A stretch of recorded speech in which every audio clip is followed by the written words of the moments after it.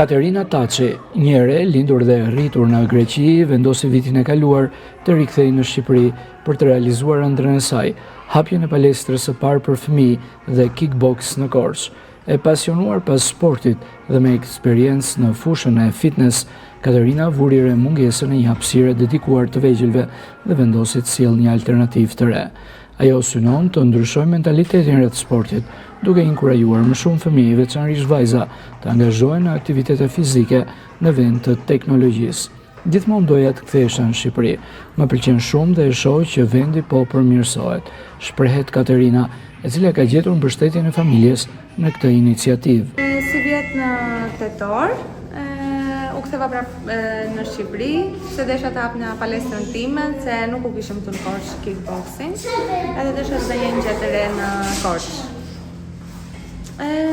Gjithmonë desha të kthesha në Shqipëri një moment, se më pëlqen shumë. Atje kisha punuar kështu në palestër prapë dhe kickboxing. Më duket se më mirë ashtu.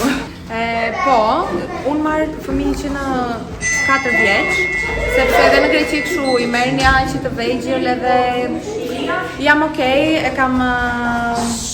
jam trajnuar larg në ajo pjesë, të kem edhe fëmijë të vegjël, edhe i dua shumë fëmijë. Të vegjël fare kam 3 fëmijë, 4, 5 dhe 6 vjeç, e pastaj rritet mosha. Në një kohë kur shumë të rinj po largohen nga vendi, Katerina zgjodhi Shqipërinë të rikthehet dhe të investojë në pasionin e saj duke risjellë një risi për komunitetin e Korçës.